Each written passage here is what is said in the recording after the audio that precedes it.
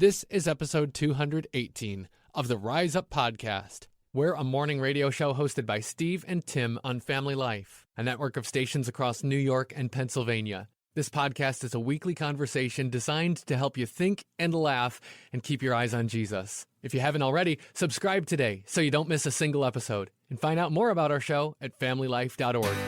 It's Steve and Tim helping you to rise up on Family Life, a friend you can turn to. Okay, I'm going to say a word, and you react to it, not out loud. It probably just brings a feeling of one sort or another. I say, mom. And that can bring a myriad of emotions. I mean, for me, I smiled. Yeah. Yeah. I think it's most of us. I know it's not everybody. Right.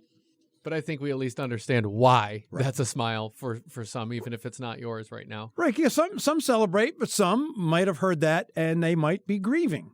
Some might miss their moms. Some are the moms that the glue that holds everything together in their family. There's so much. It's such a what a role as a mother. And we'll talk about some of the moms in the Bible, but we tend to think about our moms first, and what role models they have the ability to be, and many are, just showing that steadfastness, that faith, that behind the scenes, so to speak. Right. Although, why not call it the front lines? Because it's where so much stuff happens. It is. Yeah. Somebody really opened my mind up with this when they talked about, for a Christian who sees part of your life is about telling other people about Jesus and spreading the impact of his kingdom.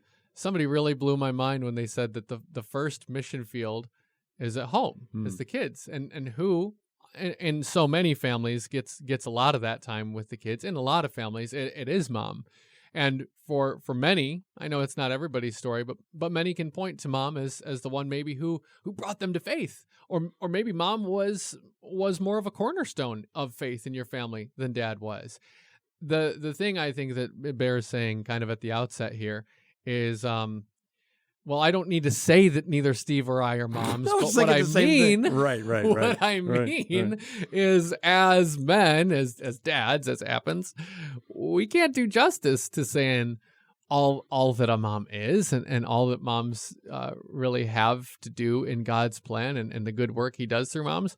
But the other problem is, like, you couldn't hear it from a mom either, because most of them would be too humble or too self-effacing to really say it, like, just of how much work they put in. Yeah. And how much, well, God's really the only one who sees everything that happens through a mom's influence. All right. I was thinking the same thing about, Tim and I have never been moms, but here's through my experience, and now Tim through his experience, seeing our wives be moms. And here's something I've learned. I mean, I've learned a whole bunch, but here's one thing I had no idea. And here's the key. My wife didn't have any idea about being a mom. And this is basically to say, we see you, especially new moms, or maybe you're about to become a mom, or you haven't thought about this. But one of the things I learned early on is that, because my wife, we didn't have kids until she was in her 30s. So she'd been all of her life, she goes, she couldn't wait, to get married and have kids. So now that finally, and it was something she looked forward to so much. It was like a highlight in her life. And then, so we had one kid and we have two kids, and now she has two kids. And it's like, that's what she's always been looking forward to. And she found herself sometimes sitting in the middle of the living room floor. I'm at work, and two kids, and my wife is bawling her eyes out going, what have I gotten myself? And it's like, I've been looking forward to this. And it's like, now I feel so, I don't know, you're worn down. And I didn't even realize that. But the more I talk to other people who go, yeah, that happens. You look forward to being a mom, and all of a sudden it can be overwhelming on a daily basis. I think one of the difficulties, again, speaking like you, Steve, having seen for my wife, is that moms, well, people do this, not just moms, but this thing happens where you think you're alone. For moms, maybe, and I know every mom has a different schedule, but especially because whether you're at home with the kids or if you're working and you still have a lot of responsibilities with your kids, it really limits how much you see some of the people you saw before when life looked different, maybe before you were a mom.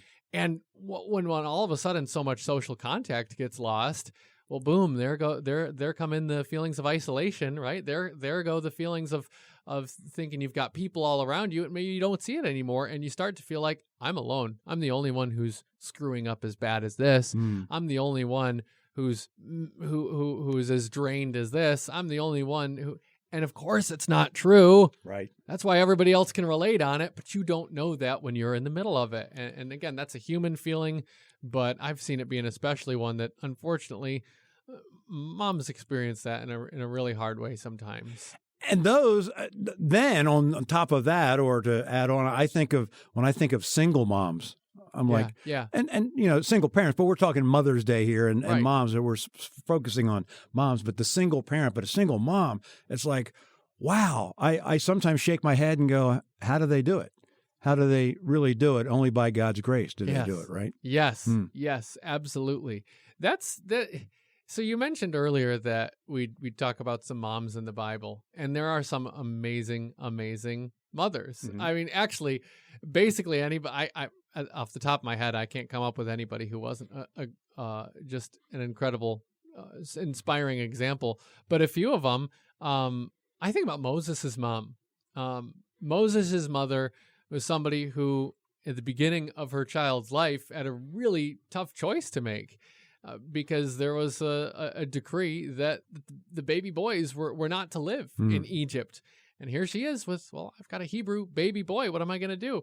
She makes this incredible choice of faith to hide her son in the river. You're like, wait, what? How is that safe? Well, she had faith in God and to see how God rewarded her faith, because turns out she got extra time with Moses and getting to safeguard him and protect him at the beginning of his life. And then all God goes on to do through Moses to deliver his people.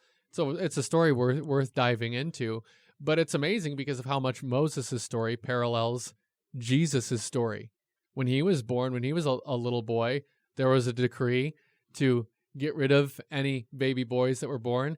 And Mary, full of faith, and her husband, Joseph, did flee for safety to where but Egypt. Oh, that's interesting. Makes me think of Moses again, but God's story is just so cool.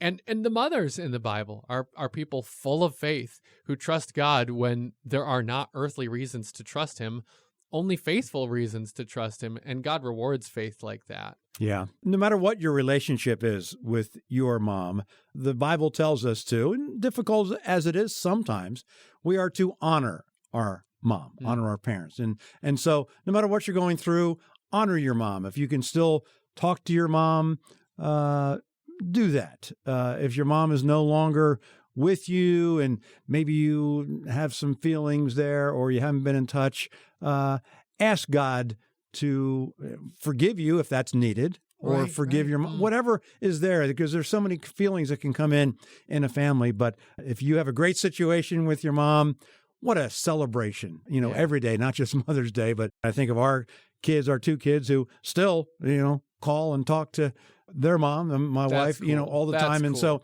when you do that you build that relationship, and still as adult children, they will rise and call her blessed, right? Yes. And I know our kids do that. So honor your mom.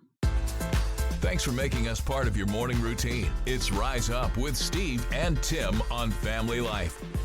My time at the fast food the other day, waiting. And I say fast food, and we all know that there can be an irony sometimes. Look, if it sounds like I'm complaining, I'm not. And you'll hear why. This is embarrassing for me. Okay. So by the time my 3-item order came out, 3 items, simple. I was seriously considering asking, can you just throw something else in? Because I've been here for 20, 25 minutes. Your feathers seem ruffled, Tim. And you're not wrong, Steve. Okay. But if you're thinking, not that my feathers are ruffled, but wow, Tim, you are entitled, then yeah, that's true. I really am. And I had the same thought privately, but now embarrassingly, I get to tell all of us about it together. But seriously, some of us don't realize, and I'm this us here, how self-centered I am until God graciously shows me that, like with me waiting for my drive-through order and thinking I deserve something special because of it. Even if there was not a single order in front of mine, I still wouldn't be justified in thinking I deserve like special treatment.